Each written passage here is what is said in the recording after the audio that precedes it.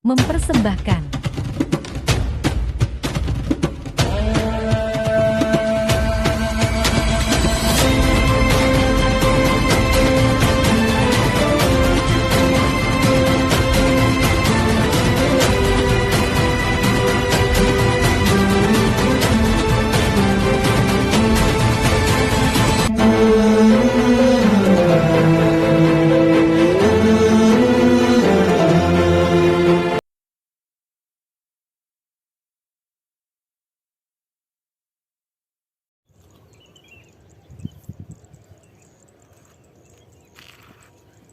Assalamualaikum warahmatullahi wabarakatuh.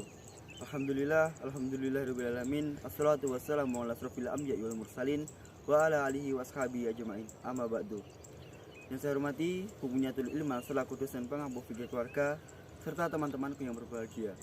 Pertama-tama, marilah kita panjatkan puja dan puji syukur kita kehadirat Allah Subhanahu wa taala yang telah menimpakan rahmat, taufik serta hidayahnya sehingga kita dapat melaksanakan perkuliahan hari ini tanpa ada halang suatu apapun. Kedua kalinya, salawat serta salam semoga senantiasa tercurahkan di junjungan kita Nabi Agung Nabi Muhammad Sallallahu Alaihi Wasallam yang telah menuntun umatnya dari zaman jahiliyah menuju zaman Islamiyah dan yang kita nantikan syafaatnya min hada ila yaumil qiyamah. Allahumma amin. Teman-temanku yang berbahagia, pada kesempatan hari ini saya akan menyampaikan materi yang berjudul pernikahan siri. Sebelum saya melanjutkan, perkenalkan, nama saya Husain Syaifuddin dari kelas PIF dengan NIM 2012100177. Nah, sebenarnya apa sih pernikahan siri?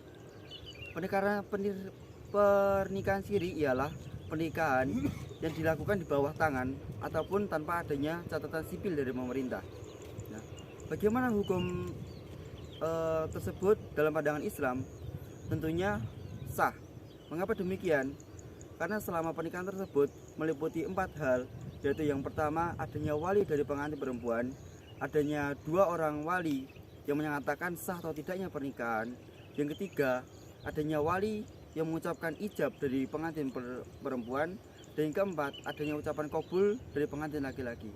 Jadi selama 4 perkara hal tersebut terpenuhi, maka hukum pernikahan tersebut secara Islam hukumnya adalah sah. Akan tetapi apakah juga sama hukum pemerintahan dan juga hukum agama? Jawabannya adalah tidak. Mengapa demikian?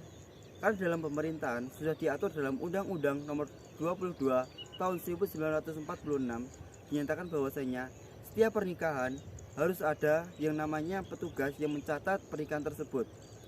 Dan jika tidak ada, maka hukum pernikahan tersebut ialah tidak sah dan malah bisa dijatuhkan sebuah pelanggaran hukum.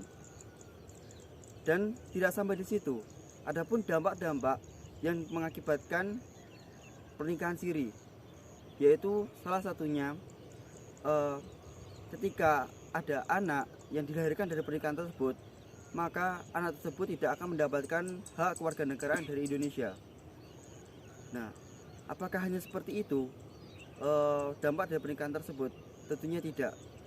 Ketika pasangan pernikahan tersebut digugat oleh pemerintah, maka tidak ada hukum yang kuat.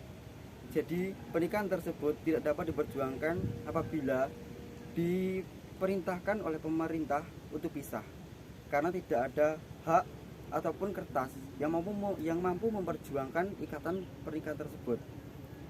Dan yang seperti yang kita ketahui, di zaman sekarang ini banyak sekali agenda-agenda formalitas yang memerlukan data-data diri. Contohnya, ketika orang pelaku pernikahan siri tersebut memiliki anak dan kemudian anak tersebut ingin sekolah, tentu saja pihak sekolahan meminta data-data diri dari kedua orang tua berupa KTP dan juga kartu keluarga. Nah, apakah mereka mempunyai kartu keluarga? Tentunya tidak, karena mereka melakukan pernikahan secara siri. Dan setelah mengetahui dampak-dampak hal tersebut, apakah pelaku pernikahan siri tersebut tidak memiliki alasan? Jawabannya tidak. Mereka memiliki alasan-alasan tersendiri untuk melakukan pernikahan siri tersebut. 1.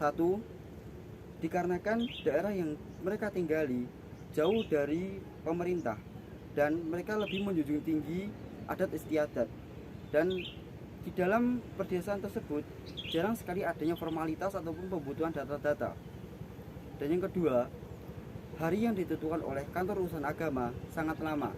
Contohnya, si fulan ingin menikahi seorang gadis, akan tetapi jarak pernikahan yang mereka inginkan terlalu lama, dan yang ditakutkan fulan dan gadis tersebut akan melakukan zina. Dan yang ketiga, dari kedua belah pihak ataupun salah satunya tidak memiliki kemampuan untuk melengkapi data-data yang harus diurus pemerintah. Contohnya, si fulan ataupun dari si gadis tidak memiliki umur yang cukup untuk menikah, karena sudah tertera dalam Undang-Undang Nomor 16 Tahun 2009 dinyatakan bahwasanya laki-laki maupun perempuan memiliki umur 19 tahun untuk bisa menikah. Nah, maka dari itu mereka melakukan pernikahan siri tersebut untuk menghindari dan agar bisa menikah secara sah, walaupun pernikahan tersebut tidak sah secara pemerintah. Jadi, dalam hal tersebut banyak sekali pro kontra dalam pernikahan. Dan menurut saya pribadi itu berpendapat bahwasanya lebih baik kita bersabar terlebih dahulu, entah itu 1, 2, 3 bulan, 4 bulan, bahkan tahun. Lebih baik kita bersabar daripada kita harus melanggar hukum. Dan tentunya kan sudah diatur dalam Quran surat An-Nisa ayat 59 yang bunyinya, ya ayyuhalladzina amanu atiullaha wa atiur rasulullah wa ulil amri minkum. Wahai orang-orang yang beriman, taatilah Allah, taatilah Rasulullah, dan taatilah pemimpinmu. Dan seperti yang kita ketahui, pemimpin kita adalah Insinyur Joko Widodo, yang beliau juga menyetujui peraturan perundang-undangan. Jadi alangkah lebih baiknya kita melakukan pernikahan secara jahar, yaitu dengan cara pernikahan yang sah secara agama dan pernikahan sah secara pemerintah.